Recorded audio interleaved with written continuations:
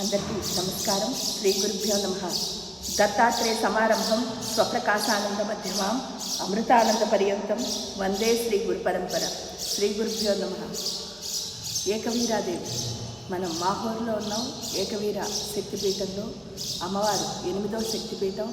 ఇక్కడ అమ్మవారి యొక్క కుడి చెయ్య పడిన ప్రదేశం. కుడి అంటే ఏంటి అంటే నిజం అని అర్థం. ఎందుకు అంటే శివయ్య ఉండే ప్లేసు అర్ధనారీశ్వర తత్వంలో ఈ కుడి భాగం ఏదైనా సరే నిజం వైపు అంటే ఏంటి అంటే మనం అబద్ధంలో ఉన్న మనకి నిజం వైపు వెళ్ళడానికి కావాల్సిన శక్తిని ఎడం భాగం ఇస్తే కుడి భాగం పూర్తిగా నిజం వైపుకి తీసుకువెళ్తుందిట. ఈ నిజంకి ఆకర్షణకి ఎంత తేడా ఉంటుంది అంటే ఆకర్షణ ఎప్పుడు ఎలా ఉంటుంది అంటే చాలా ఆడంబరంగా ఉంటుందిట. నిజం ఎప్పుడు ఎలా ఉంటుంది అంటే సింపుల్గా ఉంటుందిట. అంటే మన నిజం వైపు తీసుకువెళ్ళే శక్తిపీఠం కాబట్టి ఏంటి అంటే చాలా చాలా సింపుల్గా ఉంటుంది. ఇక్కడ ఇది ఏంటి అంటే అమ్మ ఎప్పుడు అంటే ఎంత తొందరగా మనం దగ్గరికి వెళ్ళి కలవాలి అనుకుంటే అంత హ్యాపీగా కలవచ్చు ఈ శక్తిపీఠంలో.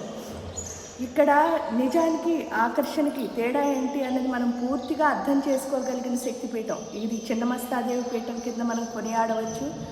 ఈ చిన్నమస్తా అమ్మవారు అంటే ఏంటి అంటే మన పూర్తిగా మోక్ష సాధనకి తీసుకెళ్లే పీఠం. అందువల్ల మనకి చాలా నిజానికి అబద్ధానికి తేడా ఏంటండి అని అంటే చాలామంది మీరు చూసినప్పుడు ఏమంటారు అంటే శివుడికి ఎప్పుడైనా అభిషేకం చేస్తే, ఎందుకంటే శివయ్య అభిషేక ప్రియుడు, అభిషేకం చేసామనుకోండి అన్ని లీటర్లు పాలు శివుడికి పోసేయడం అవసరమా?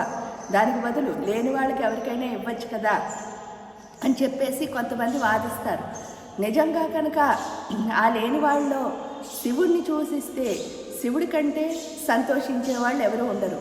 కానీ మనం శివుడిని చూసేమో అక్కడ ఏంటంటే అల్పుడెప్పుడు పలుకు ఆడంబరం గాను సజ్జనుండు పలుకు చల్లగాను కంచు మోగునట్లు కనకంబు మోగున విశ్వదాభిరామ వినురవేమ. అంటే అర్థం ఏమిటి అంటే ఏవి అంటే ఏంటంటే తెలుసు అనుకునేవాడు ఎప్పుడూ ఎక్కువగా మాట్లాడు. అంటే అవసరమైనప్పుడే తన జ్ఞానాన్ని ప్రకటిస్తాడు. అక్కర్లేకుండా బడబడా మాట్లాడు. గొప్పలు చెప్పుకుని బడబడా ఎవరు మాట్లాడతారంటే అల్పులే మాట్లాడతారు. అంటే వాళ్ళ గొప్పలు వాళ్ళే చెప్పుకోవాలి కాబట్టి.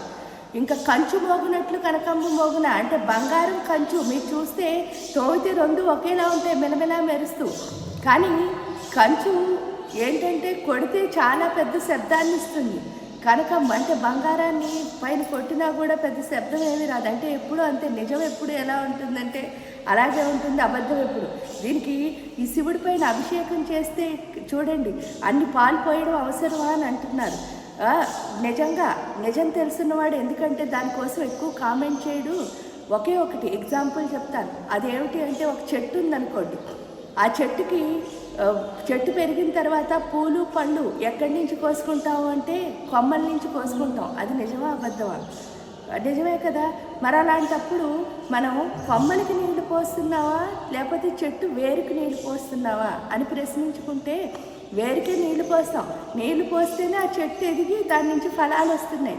అదేవిధంగా ఏంటంటే మూలానికి మనం ఏది ఇచ్చినా సరే అది మరింత ఎక్కువై మన అందరికీ వస్తుంది. అంటే ఏంటంటే కొంచెం పాలు శివలింగం మీద పోసాను అని అనుకుంటున్నాం, కానీ శివలింగం మీద కనుక ఆ పాలు పోస్తే లేని వాళ్ళకి బోల్డ్ మందికి ఆయనే ఇస్తాడు. ఎందువల్ల అంటే ఆయనకు ఎప్పుడైనా అంతే ఫలాలు ఎవరికి వస్తున్నాయి? మనం కోసుకుంటున్నాం కదా. అప్పుడు శివలింగం మీద పాలు పోస్తే ఆ ఫలాలు ఎవరికి వస్తాయి అంటే మనకే వస్తాయి. అది అర్థం చేసుకున్నావా? శివుడికి ఇవ్వాలి, అక్కడ ఉన్న ఈ లేనివాడికి ఇవ్వాలి.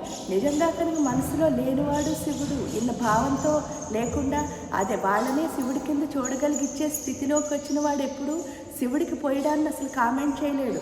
ఎందువల్ల అంటే మూలానికి ఇవ్వకుండా చెట్టుకి నీళ్లు పోయకుండా వేరుకి చెట్టుకి కాయలు పళ్ళు ఎలా వస్తాయి చెప్పండి? చెట్టు ఎలా ఎదుగుతుంది? అంటే ఎదగాలి అంటే మూలానికి కూడా మనం అందించాలి కదా. అంటే ఇక్కడ అది తెలుసుకున్నవాడు ఎప్పుడు కూడా కామెంట్ చేయడు. అంటే నిజం ఇలాగే ఉంటుంది. అబద్ధం ఎప్పుడు ఎలా ఉంటుందంటే అవును నిజమే కదా, శివుడికి ఎందుకు పోయాలి, వీళ్ళకి ఇవ్వచ్చు కదా అని చెప్పి చాలామంది చేసేవాళ్ళు కూడా ఉంటారు. అందుకే అల్పుడు ఎప్పుడు పలుకు ఆడంబరం గాను తెలియని వాడు ఏంటంటే ఇష్టమైనట్టు మాట్లాడతాడు, తెలుసున్నవాడు ఏం చేస్తాడు అంటే అవసరమైనప్పుడు మాత్రమే మాట్లాడతాడు. ఇక్కడ ఆ నిజానికి అబద్ధానికి అంత తేడా ఉంటుంది. అందువల్ల ఏంటి అంటే ఈ అష్టాదశ శక్తి పీఠాల్లో ఏ పీఠానికి వచ్చినా సరే ఒక్కొక్క పీఠంలో ఒక్కొక్క శక్తి అన్నది ఉంటుంది ఖచ్చితంగా. ఆ శక్తిని సంపాదించుకోవాలి అంటే సాధన అన్నది మార్గం. అంటే మూలానికి మనం ఇవ్వాల్సింది ఏంటి అంటే మన సాధన ద్వారా ఏంటి అంటే సజ్జనుడిలా మారాలి. ఎప్పుడైతే సజ్జనుడు మారామో అప్పుడు జ్ఞానము అన్నది మనకు వస్తుంది. ఇక్కడ జ్ఞానాన్ని అందరూ సంపాదించుకోవాలి. ఆ అష్టాదశ శక్తి పీఠాలకు వెళ్ళి ఒక్కొక్క పీఠంలో ఉన్న ఒక్కొక్క శక్తిని ఎవరైతే సంపాదించుకుంటారో వాళ్ళు నిజమైన ఆ అమ్మ తనాన్ని పొందుతారు. ఎప్పుడైతే నిజమైన అమ్మలా మారామో మనమే నడిచే దేవాలయాలు అవుతాం. అందరూ నడిచే దేవాలయాలు అవ్వాలి అన్న గురూజీ అమృతానంద్ గారి ఆకాంక్షని అందరిలోనూ అంటే ఏంటంటే ఆయన ఎందుకు కోరుకున్నారు అంటే ఒక్క దేవాలయం ఊళ్ళో ఉంటేనే ఊరంతా శాంతిగా సౌభాగ్యంగా ఉంది. మరి ఊళ్ళో ఉన్న ప్రతి ఒక్కళ్ళు దేవాలయం కింద మారితే ఇంకెంత శాంతి సౌభాగ్యాలు ప్రపంచానికి వస్తాయి అన్నది వాళ్ళకి తెలుసు. ఎందుకంటే గొప్పవాళ్ళు ఎప్పుడూ గొప్పగానే ఆలోచిస్తారు. కాబట్టి అద్భుతమైన గొప్పతనాన్ని మనం అందుకోవాలి అంటే మనం కూడా నిజంగా మారాలి. కాబట్టి అందరూ అష్టాదశ శక్తిపీఠాలకు వెళ్ళి అక్కడున్న ఆ యొక్క శక్తుని అంటే ఇప్పుడు చాలామంది అనొచ్చు మన ఇంట్లో ఉండి కూడా సాధన చేస్తే తప్పకుండా అవుతుంది. ఇందాక చెప్పినట్టే ఏంటంటే శివుడికి పాలు పోస్తే ఏమవుతుందండి, ఈ యొక్క చెట్టుకి మనం ఎందుకు వేరుకే నీరు పోస్తున్నాము అన్నదే అక్కడ కూడా అవుతుంది. కాబట్టి ఏంటంటే ఇంట్లో కూర్చుని మనం చేస్తామని అనుకుంటాం కానీ ఏమి చేయలేం. అల్పుల్లా ఉండకుండా సజ్జనుడిలా మారాలి అంటే మాత్రం తప్పకుండా ఒక్కసారి ఈ యొక్క శక్తిపీఠాలకు వెళ్ళి ఆ శక్తిపీఠాల్లో సాధన చేయడం ద్వారా నిజంగా అందరూ మారాలి అని కోరుకుంటూ ఆకర్షణల నుంచి దూరం అవ్వాలి అని కోరుకుంటూ అందరికీ నమస్కారం. శ్రీ గురుభ్యో.